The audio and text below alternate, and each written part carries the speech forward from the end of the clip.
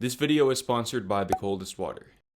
Modern relationships are toxic. I'm sure a lot of you watching this can agree, especially if you're in my age range. Social media has messed a lot of us up, and I'm no exception to that.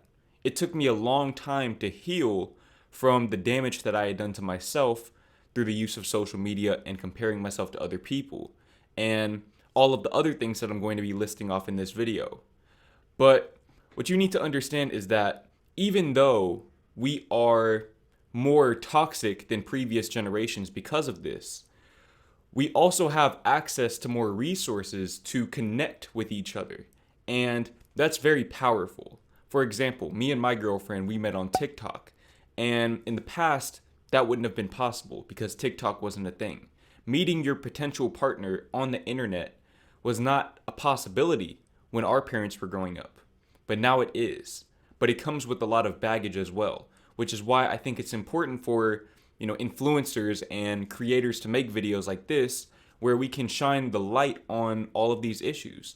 Because I think one of the biggest things that people in our generation lack is self-awareness. And that's the first reason why modern relationships are toxic.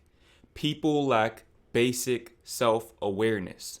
They don't know who they are. They don't know what they stand for. All they know is that they think they want a relationship because that's what they see on social media. They see these people putting out perceptions of the perfect love, which, by the way, does not exist. Okay, that does not exist. That's an illusion that people are putting out there to get the approval of other people that they don't actually care about. But that's another conversation for another day.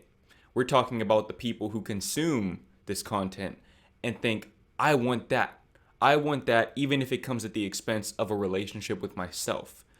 You see, you have to understand that if you want a relationship with someone else, you have to establish a deeply rooted love for yourself. You can't be in a relationship with someone else if you're not first in a relationship with yourself. Because if you don't love yourself, how can you ever expect someone else to love you? How can you ever expect to love someone else? You don't even love who you are. How do you know what you're even looking for if you don't know yourself and what you stand for? You see, this is probably resonating with a lot of you watching this. You don't even know who you are. How can you be out there looking for relationships? How can you be on Tinder or Instagram sliding in DMs and you don't even know why you're on this earth?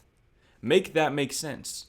What makes you think that you'll be able to maintain a relationship with another complex human being if you can't even maintain a relationship with yourself? And this applies to men, women, and everyone else in between. This is a generational issue. A lot of people who are young, a lot of people who grew up with social media lack self-awareness because we are always in comparison mode. We only know who we are relative to what we see on social media. Now, obviously, that's always been a problem because comparison is sort of inherent in our nature. But social media enables it on a level that has never really been seen before. We can connect with thousands of people every single day. In the past, that was not possible unless you lived in a very dense urban environment or unless you were a person of prominence, a person that was on TV or on the radio. You did not have access to thousands of people, but now you do. And to the developing mind, that can really damage your self-perception because you lose yourself in all of the people that you're seeing. You're looking for yourself in all of these other people, but the truth is everyone else is doing the same, so nobody knows who they are. And the people who do know who they are, those are the people that usually end up developing that type of following. But the problem is that instead of their followers trying to be the best versions of themselves, they try to be like that influencer. I want you guys to be the best versions of yourselves. I don't want you guys to be like me. I don't want people to try to be like me because that's not how I got to where I am. I want you guys to be successful, not only in terms of your careers, but also in terms of your dating lives. Because I understand that self-improvement at its core is actually about dating. A lot of you guys just want to be better so that you can find love. And that's okay. There's nothing wrong with wanting love. But understand that the love has to start from within. If you don't love yourself, if you don't know yourself, how can you ever expect to find a stable relationship? You can't. You simply can't. The only way you can find any semblance of stability in your life is through codependency. And that's something that I've definitely noticed in the modern dating economy. there is a lot of codependency. And on the flip side of that, there's also a lot of detachment. There are people who are afraid to invest their feelings into people because they've been hurt in the past. And I understand that because I've been there. I've had my heart shattered into pieces. And when you go through that, you don't ever want to put yourself in that position again.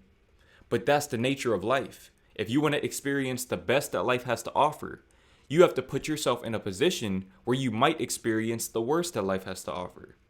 You have to be willing to lose it all to get it all. And that's the nature of love, and that's the nature of life. And that's why it's important to establish that relationship with yourself first and foremost. Because if you don't have that stability within yourself, and you develop those codependencies on other people, as opposed to developing that relationship within yourself, you're setting yourself up for failure. Now, as I explained earlier, on the other side of codependency is detachment. A lot of people out there have avoidant attachment styles. And what that means is that they're afraid of commitment. They're afraid of committing to relationships with other people because they're afraid of feeling that pain. And a lot of people bounce back and forth between anxious attachment styles and avoidant attachment styles. And anxious attachment styles, for those who are uninformed, are where you don't have a relationship with yourself. You lack that commitment to yourself. That's where I was. I didn't have a relationship with myself because I was afraid to commit to myself. And so what did I do? I looked for that commitment in other people. And I got burned time and time again by other people who had avoidant attachment styles, because the two tend to magnetize to each other. They tend to attract each other to balance each other out. And even though detachment can be a good thing, it's also a bad thing because it prevents you from reaching that depth of love, that depth of connection. If you're overly detached, you might as well not even be in a relationship, because what's the point? What's the point of being in a relationship if you're incapable of actually being vulnerable with that person? That's what relationships are all about. It's about vulnerability. Because when you seek out a relationship, what you truly want is somebody who understands you. But how can you find someone who understands you if you're not willing to present yourself, to open yourself to that person? It doesn't make sense. It does not make sense. And that's the biggest issue with relationships today, is that there is a lack of balance. And that brings me into my next reason why modern relationships are ruined. People are afraid of being alone. Now, like I said earlier, it's okay to want a relationship, but it's not okay to need a relationship. You should not feel like you need a relationship to be happy or to be fulfilled within yourself. True love starts from within. You have to be comfortable and complacent being by yourself and being in a relationship with yourself. And from there, you can allow someone else to come into your life, someone else who's also comfortable being by themselves, and you can enjoy your lives together.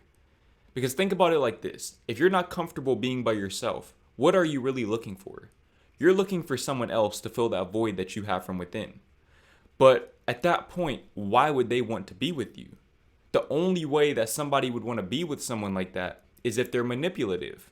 They are manipulative and they want to take advantage of you and that void that you have, because you're in a position of vulnerability. You're making yourself susceptible to manipulation to the highest extent.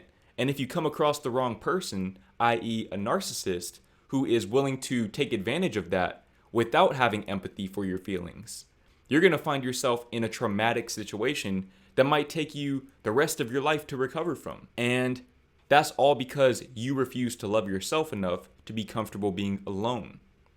You have to be willing to take yourself out on dates and do the things that you love to do, and do them by yourself. Because when you do those things, you are much more likely to meet that person that you would actually connect with, because you're doing the things that you love to do. Imagine if you love to go bowling and you meet someone while out bowling.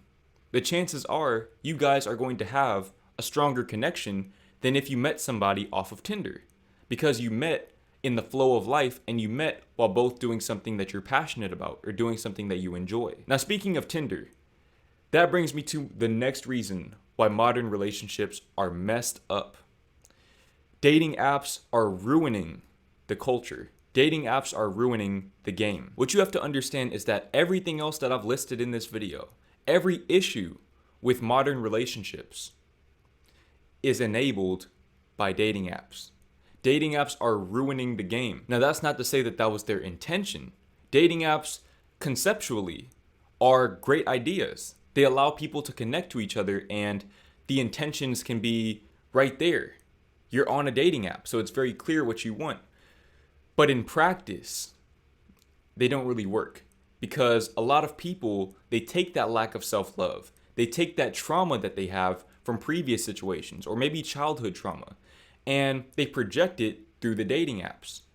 Just about every girl that I've ever talked to off of a dating app had some degree of trauma. I had trauma myself. The reason why I was on the dating apps was because I didn't love myself enough to be comfortable being alone. See, if you have to take that initiative to be on a dating app, the chances are, and I'm not saying that this applies to everyone, there are people who find amazing relationships on dating apps. So don't let me deter you from using them. But in my experience, and from most people's experiences, dating apps enable you to maintain anxious and avoidant attachment styles. And a big part of the reason why is because they allow you to have access to so many people, especially if you live in a bigger city.